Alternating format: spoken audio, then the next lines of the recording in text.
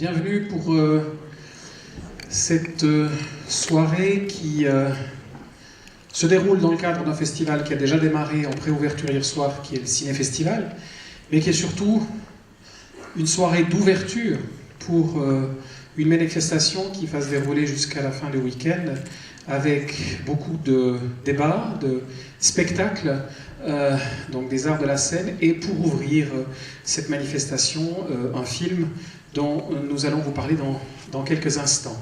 Mais pour vous présenter cette première édition d'une manifestation qui s'appelle Lausanne Méditerranée, et que c'est ce qu'on a mis sur le fronton du cinéma Capitole, qui appartient à la ville de Lausanne, vous le savez. J'ai le plaisir d'accueillir le syndic de la ville de Lausanne, M. Grégoire Junot.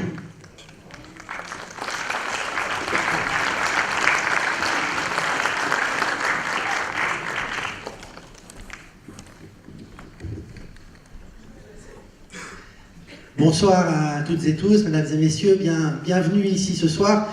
C'est toujours bien avec Frédéric Maire parce qu'il me dit toujours quand il m'introduit qu'il me souhaite la bienvenue ici chez nous. Et en général, moi je le remercie de nous accueillir au Capitole. En tout cas, merci à Frédéric Maire quand même de nous accueillir ici, effectivement, d'être aussi partenaire de cette manifestation Lausanne Méditerranée dont je vais vous dire quelques mots. Merci aussi à Vincent Baudrier, le directeur du théâtre de Vidy, qui est là ce soir, qui dira aussi quelques mots, qui sont nos deux partenaires finalement de cette manifestation, qui est une manifestation qui allie à la fois culture avec ce soir du cinéma, demain et après-demain de la danse et de la musique samedi soir, avec aussi des débats, des colloques qui seront organisés demain et après-demain au théâtre de Vidy. C'est la première fois qu'on le fait, cette manifestation Lausanne Méditerranée, sur le thème du Maghreb et des apports culturels du monde arabe, avec l'ambition, et c'était la volonté de la municipalité de Lausanne, d'organiser une fois par année un espace de débat et de discussion et de production culturelle autour d'une thématique internationale. Nous avons choisi pour cette législature de le faire avec comme fil rouge la Méditerranée. Pourquoi la Méditerranée? D'abord parce qu'elle est évidemment le berceau de notre civilisation, de notre culture, qu'elle est aussi un carrefour, un trait d'union entre le nord et le sud, un espace aujourd'hui qui est finalement, qui symbolise passablement des débats ou des questionnements d'aujourd'hui. C'est un espace de migration, c'est un espace de crise économique, de tensions politiques, de tensions religieuses, de tensions culturelles parfois aussi. Et c'est finalement un espace extrêmement intéressant qui va nous permettre au cours de cette législature, à raison d'une fois par année, d'aborder toute une série de thématiques qui sont des thématiques d'aujourd'hui et de les aborder avec l'ambition toujours de faire le lien avec la culture. Nous avons choisi pour cette première édition de parler du Maghreb et des apports culturels du monde arabe. On n'a pas choisi de le faire parce que la communauté maghrébine est particulièrement importante à Lausanne, c'est pas ça l'ambition. On a environ 1500 maghrébins à Lausanne, c'est finalement relativement peu par rapport à d'autres communautés étrangères, mais on l'a fait parce que la question du monde arabe est aujourd'hui une question qui est évidemment extrêmement prégnante, à la fois en Suisse et dans le monde, en particulier dans le monde occidental aujourd'hui, et que finalement, chaque fois qu'on aborde aujourd'hui la question du monde arabe, on la résume presque toujours à la question de l'islam. Et l'ambition de cette manifestation, en donnant la parole à la fois à des intellectuels, mais surtout à des artistes d'aujourd'hui, c'est de pouvoir évoquer la question du monde arabe, évoquer la question des apports culturels du monde arabe, rappeler finalement une évidence que nos histoires sont intrinsèquement liées et que la Méditerranée dans cette histoire est un lien fort, parler des apports culturels du monde arabe, dissocier de la question religieuse, parce qu'effectivement la question de la religion a pris aujourd'hui une place extrêmement importante dans le débat politique, et on a effectivement une politisation du fait religieux qui fait finalement qu'on résume très souvent le monde arabe à la question de l'islam. Et puis, je reviens à la Méditerranée, qui pour moi est aussi symbolique. La Méditerranée, l'étymologie du mot Méditerranée, c'est la terre du milieu, la terre qui est située au milieu. Et c'est, je crois, un très bon symbole qui montre à quel point nos histoires sont fortement entremêlées, nos cultures sont fortement entremêlées. Cette manifestation, elle fait aussi écho à une déclaration qui m'a beaucoup marqué en 2016, qui est celle de Matteo Renzi, qui a dit à la suite de la barbarie terroriste, enfin, à la suite d'un des épisodes de Barbarie terroriste, ils sèment la terreur, nous répondrons par la culture. Et cette manifestation que la ville de Lausanne a voulu, elle s'inscrit finalement dans cette lignée-là, qui est celle de répondre par la connaissance, c'est une évidence que de le faire, de répondre par la culture, en valorisant des échanges culturels, des échanges de débats et des échanges de discussions. C'est le sens donc de cette première manifestation. Voilà, je ne vais pas être plus long ici, si ce n'est vous dire que je suis très content de vous accueillir ici nombreux au Capitole. Les festivités continueront demain à Vidi avec un débat à 18h qui sera animé par Malika Nedir, par de la danse ensuite, Vincent Baudrier va en parler, de la musique samedi soir. Donc j'espère qu'on aura le plaisir de vous revoir, en tout cas jusqu'à samedi au Théâtre de Vidi. Et puis je vous souhaite d'ores et déjà à toutes et tous une très bonne projection, une très bonne soirée. Merci beaucoup. Merci beaucoup, monsieur le syndic. Et en effet, comme vous l'avez dit, je passe la parole maintenant à Vincent Baudrier pour qu'il vous présente la suite du programme, donc ce qui va se dérouler à partir de demain. À toi, Vincent. Merci Frédéric, et puis voilà, merci aussi à monsieur Grégoire Junot d'avoir cette initiative, je crois, d'ouvrir les portes pour essayer de regarder plus loin, au-delà de nos montagnes. Et je crois que voilà, c'est un travail que nous essayons de faire à Vidi, en invitant des artistes qui viennent d'ailleurs et qui essayent de regarder le monde d'une autre manière. C'est le travail que Frédéric fait ici à la Cinémathèque. Et c'est vrai que j'étais très enthousiaste à répondre à cette initiative en essayant de faire entendre une parole qui vient d'ailleurs. Alors on l'a fait en invitant Nassera Belaza, qui est une chorégraphe algérienne qui travaille entre Paris et Alger, qui, je crois, à l'instar de beaucoup de jeunes artistes aujourd'hui venant d'Algérie et du Maghreb, d'essayer de trouver une voix singulière, une façon personnelle de s'exprimer qui ne ressemble pas à ce qui se passe dans la danse contemporaine en Europe, qui essaye de trouver une façon personnelle de trouver un langage pour s'exprimer sur aujourd'hui. Donc il y aura 3 pièces, 3 courtes pièces, un solo, un trio, un quatuor. C'est une danse qu'on pourrait dire à la fois minimaliste, sensuelle, spirituelle. C'est une vraie expérience sensible à laquelle elle nous invite. C'est la première fois qu'elle vient à Lausanne. Elle a montré son travail de chorégraphe dans beaucoup de festivals du monde entier. Donc c'est une chance, il faut absolument venir la découvrir. Donc c'est demain et samedi à 20h. Non, à 18h. C'est demain à 20h, pardon, et samedi à 18h. Demain, donc, ce sera précédé effectivement d'un débat, comme a dit Grégoire Junot, sur la question de comment la culture peut être aussi un facteur d'intégration. Et samedi après-midi, à 16h, on fera un débat sur quel est peut-être entre le Maghreb, l'Algérie et la Suisse et l'Europe, quel patrimoine commun on partage et quels sont les projets d'échange et de coopération avec un éditeur algérien, un écrivain et journaliste algérien, et Miner Kilani, qui je crois est là, qui aussi travaille comme anthropologue et qui a déjà aussi participé à des débats à Vidi. Il y aura le spectacle samedi après le débat à 18h et à 20h un concert de Amine et Hamza, les 2 musiciens tunisiens qui sont aussi de Lausanne. Donc voilà, c'est un petit festival qui regarde de l'autre côté de la Méditerranée, et puis j'espère vous voir nombreux dès demain à Vidi. Merci. Merci Vincent. Merci beaucoup Vincent. Et puis, quand de notre côté, en tant que partenaire avec le Théâtre de Vidi, nous souhaitions programmer un film pour ouvrir ces manifestations, avec la responsable de programmation Kika Belgond, on a cherché un tout petit peu par rapport à des films récents qui pourraient être présentés ici ce soir en première. Et nous avons été immédiatement convaincus par ce premier long métrage de quelqu'un qui vit dans le spectacle depuis longtemps, en tant que comédienne, en tant que metteuse en scène, en tant que dramaturge. Un film qui est un film de femme, dans tous les sens du terme, vous allez le voir, et qui nous semblait être parfait pour évoquer aussi des sujets qui fâchent peut-être, mais des sujets profonds, importants, essentiels, qui est à la fois une fable et un récit extraordinaire, un récit de destin avec un S extraordinaire. Et j'ai le plaisir d'accueillir sa réalisatrice, son auteur, puisqu'elle en a aussi écrit le scénario, Rayana. Bienvenue.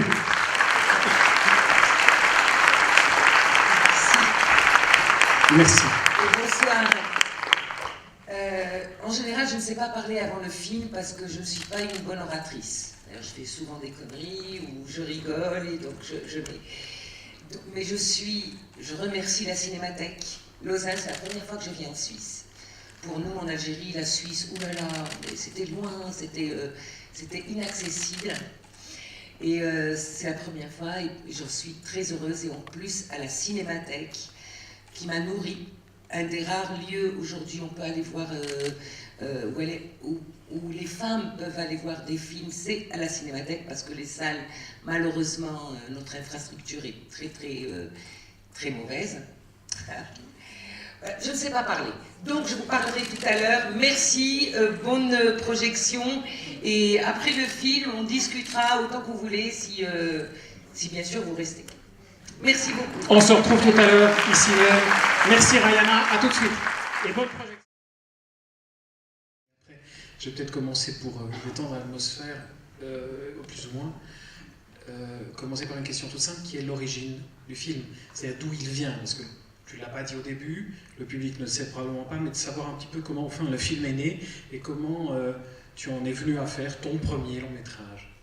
Oui, mon premier long métrage et premier film tout court, puisque je n'ai jamais eu l'occasion ni d'école de cinéma, ni de court métrage, ni rien du tout.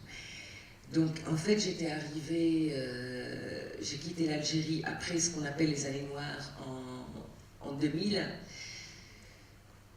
avec tout ce que j'avais comme culpabilité. Vous savez ce que c'est les années noires? Je peux me mettre debout, je ne sais pas m'asseoir. Ah non, tu peux te mettre debout. Non, reste assis, s'il te plaît. Reste debout si je préfère. Non, mais on fait ça debout. C'est la première fois que je m'assois pour un débat, donc je me sens un peu plus... Pas de problème. Et on ne pourrait pas avoir un peu plus de lumière. Alors on va rallumer la salle, mais on ne pourra pas avoir beaucoup plus de lumière dans la salle. Mais on peut rallumer un petit peu dans la salle, et puis on peut peut-être laisser un peu la lumière sur nous, mais ça ne sera pas beaucoup mieux. On verra un peu mieux. Voilà.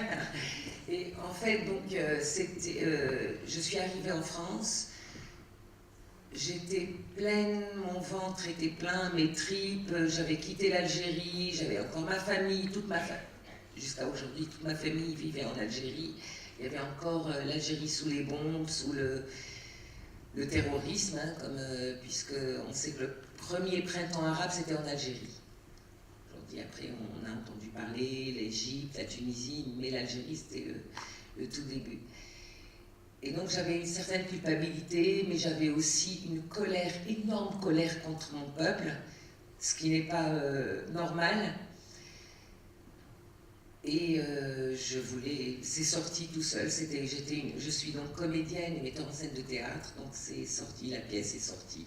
J'ai écrit une pièce de théâtre. À la base, donc c'était une pièce de théâtre. Vous avez dû le remarquer. C'est un huis clos et donc ce qui a été monté après en France en 2009. Et un jour, il y a Michel Régavras et Costa Gavras que vous connaissez certainement, qui sont venus voir la pièce et qui m'ont demandé d'en faire un film.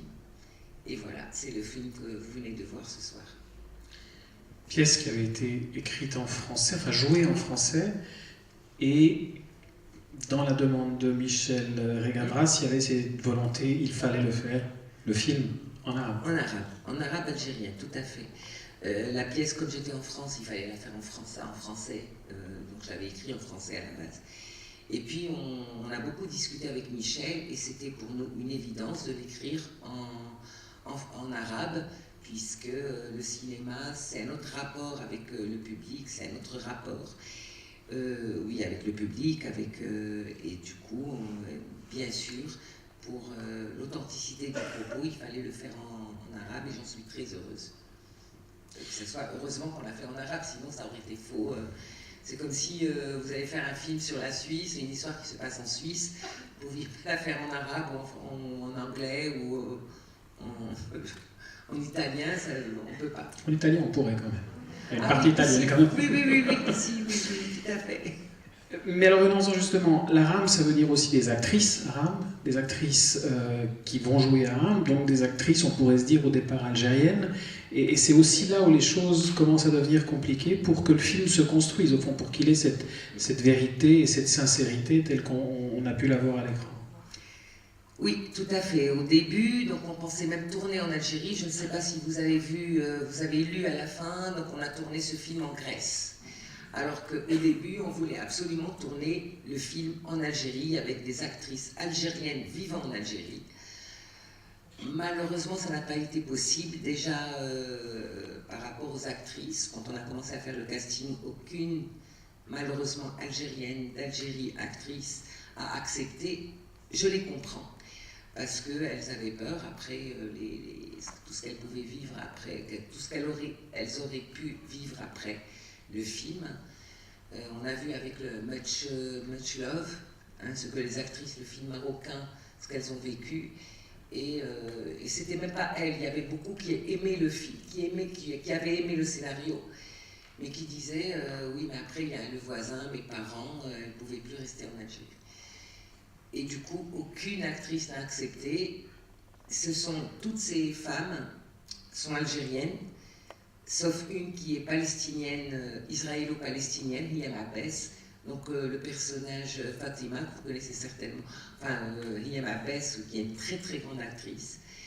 Et toutes les autres comédiennes, qui sont d'excellentes comédiennes, pas toutes, puisqu'il y a plusieurs qui n'ont jamais joué de leur vie. Puisqu'il n'y avait pas beaucoup de femmes âgées, surtout les femmes âgées, en France, qui parlent couramment l'arabe algérien. Donc, Louisa, celle qui raconte sa nuit de noces à 11 ans, elle n'a jamais joué de sa vie, c'est la maman de celle qui joue Zaya l'intégriste. C'est sa maman, et qui est venue juste nous donner, parce qu'on avait une actrice qui devait venir, d'Algérie, qui à la dernière minute, elle a dit, enfin, elle a refusé, hein, voilà, tout simplement, et elle était venue juste nous donner un coup de main parce qu'on se prépare, on faisait des lectures, ce qu'on appelle les italiennes, on préparait le film et on devait tourner 2 ou 3 jours après. Et le soir même, le jour donc, où elle est venue répéter avec nous, le soir même, cette dame une actrice donc, qui devait jouer, elle m'appelle et me dit « Ah, je peux pas, j'ai ceci, je pourrais pas jouer. » Et moi, j'appelle Michel, j'étais horrifiée, mais qu'est-ce qu'on allait faire? On devait commencer, 3 jours après, on devait commencer le tournage. Et elle me dit « Mais on a notre actrice, mais elle a rigolé. » Je ne comprenais pas au début, mais elle me dit « Mais la maman de Nessima, qui s'appelle donc Nessima Bichikou, la comédienne qui jouait Zaya, et voilà, qui a accepté, qui était extraordinaire, qui n'a jamais joué de sa vie. » Il y a aussi celle qui a joué Nadia, l'étudiante, donc celle qui était brûlée à l'acide. Elle est chanteuse. Elle n'a jamais joué de sa vie non plus. L'immigrée, Madame Mouni, qui n'a jamais joué. Et sinon, toute la figuration, ce sont des Grecs. La plupart n'ont jamais joué non plus. La figuration et les petits rôles, c'était des femmes grecques. Et je voulais juste vous préciser quelque chose, enfin un petit truc, parce que tout à l'heure tu l'avais dit que ce film s'est fait par des femmes. Il n'y a aucun homme qui a, même dans l'équipe technique, dans le hammam, il n'y a eu que des femmes. Et ça, c'était... voilà. Donc c'est un film fait, à part les hommes que vous avez vus. D'ailleurs, ils sont tous grecs, ceux qui ont joué les rôles, les personnages hommes. Ce sont des Grecs qui ont appris l'arabe et qui ont joué... voilà. Les barbus. Les barbus.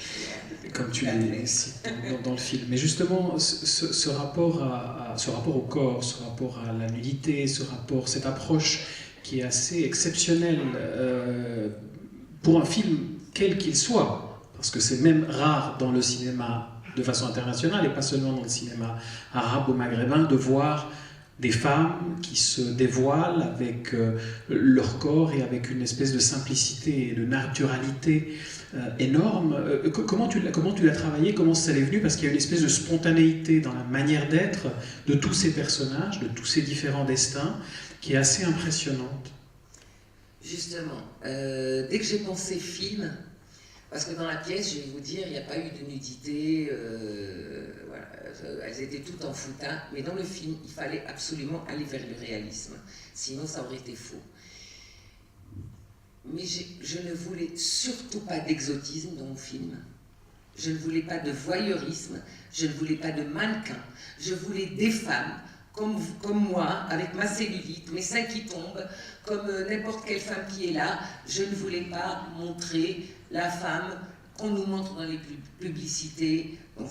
Et le fait, je pense que le fait que toute l'équipe technique dans le film, enfin pendant le tournage, étaient des femmes, ça a facilité énormément la tâche. Donc il n'y avait pas de jeu de séduction quand il y a un regard d'un homme.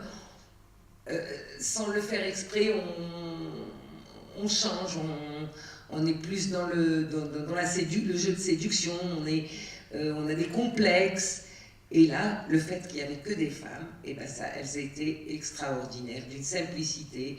Il y avait entre femmes, c'est comme si on était réellement au hammam.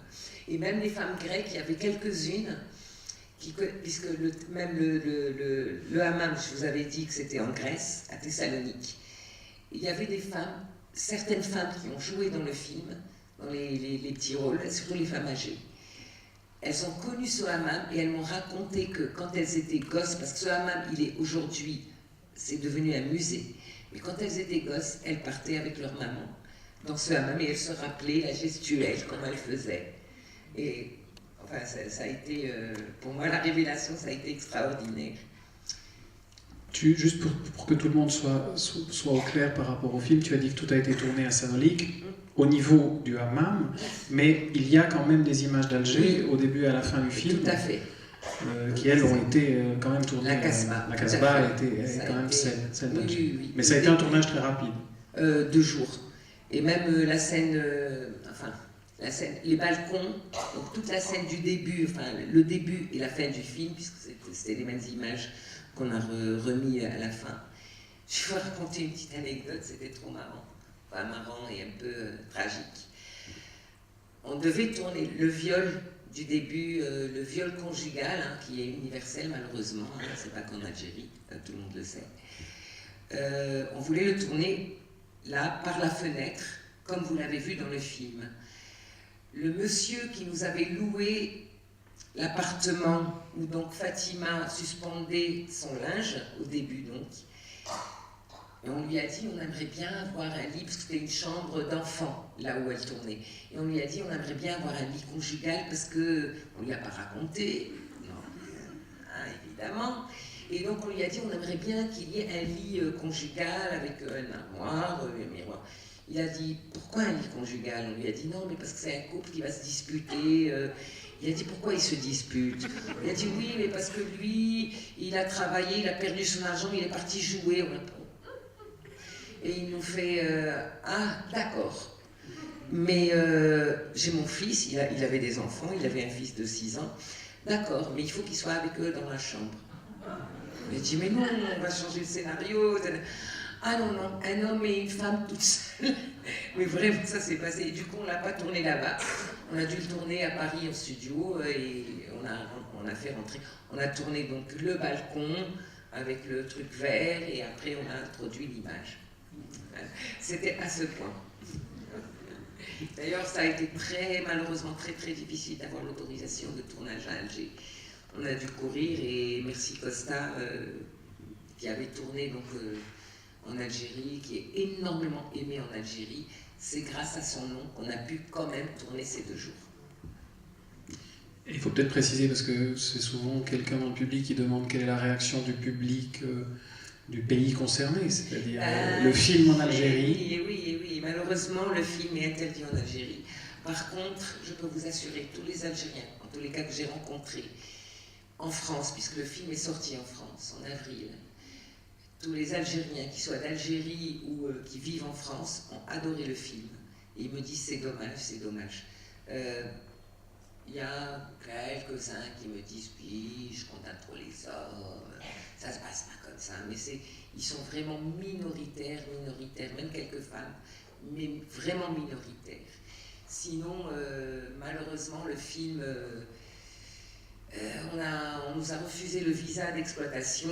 On espère justement, parce on sait que les cinémathèques n'ont pas besoin de visa. Mais parfois, ça change d'un pays à l'autre. Là, moi je l'espère. Dans tous les cas, on s'est dit avec Michel, on s'est entendu avec ma productrice, donc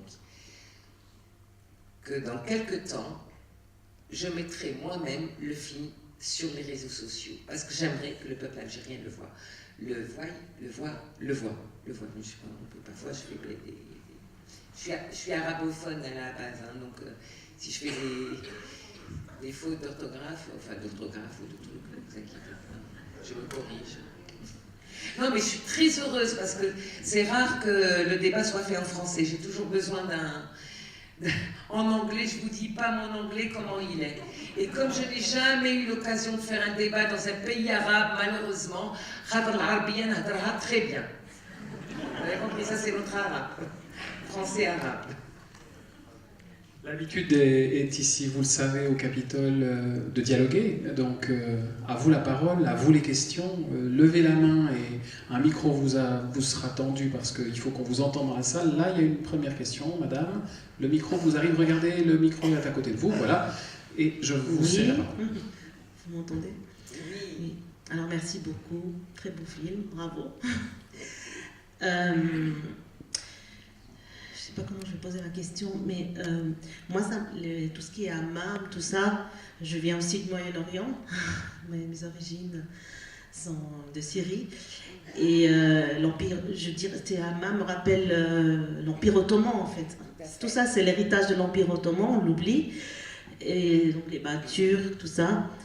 Cet Empire ottoman qui a, donc, après la conquête arabo-musulmane, donc aussi est venu avec notre islam sûrement et a posé ses lois et moi je dirais ce que j'entendais de mes grands-parents a accentué cette séparation entre les femmes et les hommes. Donc après par exemple tout ce voile intégral, tout ça, on sait que ça vient, ça a été, donc ça, comment dire, s'est développé pendant la conquête ottomane du Moyen-Orient jusqu'au Maghreb. Alors est-ce que c'était un acte de résistance envers le colonisateur ottoman? Je ne sais pas. Mais en tout cas, cette manière de se séparer des hommes, voilà, ça vient de là. Bon, après, pour l'Algérie, il y a eu la colonisation. Mais comment vous expliquez qu'il y a toujours cette séparation entre ce qu'on appelait haramlek, zalamlek, donc le haramlek c'est les femmes et le zalamlek c'est les hommes, on disait ça en turc. Quand on entend que dans certains quartiers de France, on veut plus voir les femmes dans des cafés, il y a ce retour. Comment vous expliquez encore que ça persiste après quand même la libération de l'Algérie, l'indépendance, tout ça? Oui, encore, merci. Oui, malheureusement. Mais alors, bien que je situe mon histoire en Algérie, parce que c'est l'histoire que j'ai connue, que j'ai vécue, donc dans ma chair, Mais en même temps, je parle des religions, parce que même j'ai beau parler de la religion aujourd'hui musulmane, pour moi, toutes les religions, la place de la femme dans toutes les religions se valent. Ne parlons pas que de l'islam. Bien sûr, je situe mon histoire, c'est l'islam aujourd'hui, on sait l'islamisme, mais croyez-moi, la place de la femme dans les religions monothéistes et même bouddhistes, même les autres religions, sont exactement la même. Aujourd'hui, il y a un retour en France, je ne parle même pas dans le milieu musulman, un retour sur on essaye de revenir sur l'avortement, sur l'IVG, on ferme des centres de plus en plus. Vous savez, quand je suis arrivée en 2000 en France, je parle de la violence faite aux femmes. La violence, il y avait à l'époque, il y avait chaque 3 jours, en 2000, chaque 3 jours, une femme tombée sous les coups d'un homme, soit son mari, son Mac, tout ce qu'on veut. Mais une femme mourait sous les coups d'un homme. Aujourd'hui, depuis 2000, c'est chaque 2 jours et demi qu'il y a une femme qui meurt en France. Alors, je ne vous dis pas aux États-Unis et dans énormément de pays. Il y a ce retour des religions, des extrémismes Bien sûr, aujourd'hui, c'est les islamistes. Je vous dis, moi je me dis, historiquement parlant, même relativement parlant, l'islam vit le Moyen-Âge du christianisme. Même historiquement parlant, si on compte dans les années, c'est exactement ça. Donc aujourd'hui, je combats l'islamisme, je combats le voile, je combats toutes ces choses-là. Mais n'oublions pas, Simone de Beauvoir a écrit et a dit une très belle phrase, que je pense que tout le monde connaît Simone de Beauvoir. Elle a dit, n'oubliez jamais, elle ne parlait pas des musulmans, elle parlait de tout le monde, n'oubliez jamais qu'à chaque crise politique, économique ou religieuse, les droits de la femme reculent. Soyez vigilants tout le long de votre vie. Et elle s'adressait, soyez vigilantes. Donc elle s'adressait aux femmes, parce que c'est les femmes... voilà, je veux dire, bien sûr qu'il y a un retour comme le voile, c'est pas les Turcs, je ne pense pas que ce soit les Turcs. Moi, en tous les cas, en Algérie, il y avait le voile, avant, il y avait le voile blanc, comme ce que je mets dans le film, mais il y avait, mais c'est après l'avènement de l'Iran, hein, l'islamisme de Ayatollah, que malheureusement l'Occident l'a aidé aussi pour arriver au pouvoir. Je ne vais pas aller très loin. Et c'est à partir de là que les voiles, les premiers voiles ont commencé à apparaître en Algérie. Il faut peut-être, au début de ton intervention, non, mais au début de ton intervention, tu as parlé de ces années noires. Oui. Et que le film se déroule dans les années noires, et tu voulais expliquer ce qu'avaient été ces années noires. Et je pense que c'est important de le rappeler, parce que je pense que tout le monde, en tout cas qui ne connaît pas les mondes arabes, qui ne connaît pas particulièrement l'Algérie, il faut peut-être rappeler ce qu'ont été ces années noires, pour que tout le monde comprenne bien, et qu'il y a aussi cet élément-là, et c'est ces années noires aussi, dont le film se situe là, et c'est ces années noires qui ont aussi provoqué ce retour, cette forme de régression que tu évoques. Tout à fait. C'est vrai que j'ai tellement de choses à dire, vous l'avez vu même dans mon film, hein, je parle de tout, j'ai envie tellement de me vider que je m'embrouille parfois, je parle de ça, je saute, je fais du coq à l'âne, c'est comme ça qu'on dit, coq à l'âne. Je saute du coq à l'âne. Et oui, les années noires, donc en Algérie, donc au début, après l'indépendance, oula, c'est très long. En tous les cas, il y a eu, après la révolution iranienne, ce qu'on appelle révolution pour moi, quand les islamistes ont pris le pouvoir, hein, l'ayatollah, Khomeini et tout ça, ils sont arrivés. Donc l'islamisme international a commencé à grignoter. Il y a eu aussi les frères musulmans de l'Égypte. L'Algérie qui était plutôt francophone, il y a eu énormément...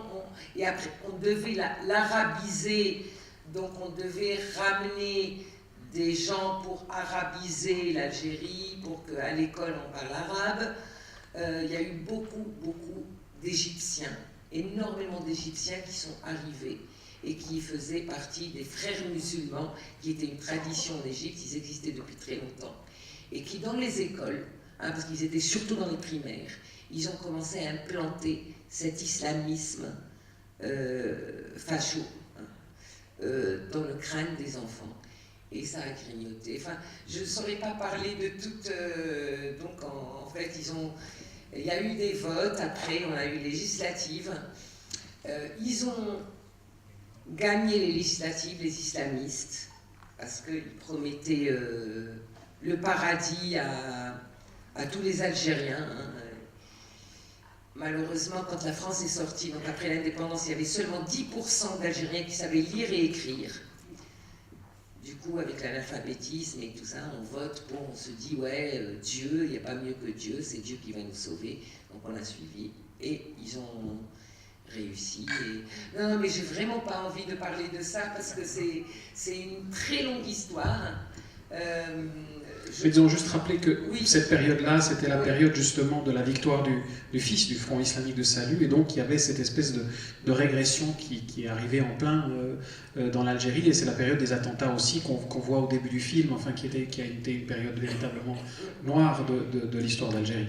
Voilà. Je n'ai quitté l'Algérie que parce qu'après l'assassinat du dernier metteur en scène avec qui j'ai joué, le dernier film dans lequel j'ai joué, des amis, des journalistes, et c'est là, mon nom était affiché, voilà, et je me suis sauvée en fait. Je ne me suis pas exilée comme ça, partir pour partir, je me suis sauvée pour sauver ma peau. Et voilà, c'était une période. J'ai laissé mes parents, j'ai laissé. Tout ça que je. Pardon. Ouais. Est-ce que je peux vous recéder la parole? Oui, ici, il y a une question au milieu. Juste pour parler encore de cette décennie noire, juste une question. Vous l'implantez, le film, dans cette période-là, mais est-ce que c'est parce que ça vous touche, c'est à ce moment que vous êtes parti, donc vous voulez raconter cette histoire-là, ou est-ce que c'est pas possible de implanter cette histoire aujourd'hui? Merci pour cette question, parce qu'elle est... je vais juste vous raconter, comme ça je résume, une anecdote que j'ai vécue à Paris. Cette pièce, donc, elle a été jouée, on a joué au Grand Théâtre, dans le 16e arrondissement, vous connaissez très bien, les Champs-Élysées, au Théâtre du Rond-Point.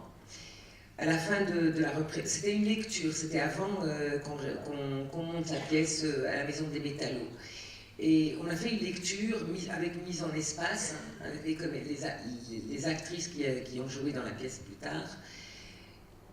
À la fin, donc, je faisais un débat, comme avec vous là aujourd'hui.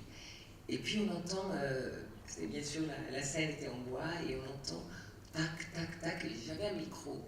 Je me retourne, il y avait une dame d'un certain âge. Excusez-moi pour ce mot, mais une Française de souche. Donc c'est une Française. Ça se voyait physiquement. Hein. Et vraiment le genre de personne qui va d'abord chez le coiffeur, qui va se maquiller pour aller au théâtre avec sa tenue et tout, et qui arrive, qui avance tout doucement. Il y avait le micro et elle s'en foutait du public. Elle passe, elle arrive, et elle me dit, ben, madame, je suis venue voir les Arabes, ben, je me suis vue. Et elle est repartie. Et là, il y a eu un silence dans la salle, j'en ai eu conscience qu'après. Il y a eu un silence dans la salle et elle est repartie, elle est redescendue avec sa canne. Il y a eu un énorme applaudissement, je me suis dit, mon Dieu, je pense, j'ai essayé de toucher l'universel, parce que pour moi, il n'y a pas que l'islam dont je parle, les religions en général, et surtout les femmes. Et je pense que oui, je pense et j'espère que cette histoire, j'aurais pas mis 1995, elle pourrait se passer ailleurs, aujourd'hui. J'espère en tous les cas.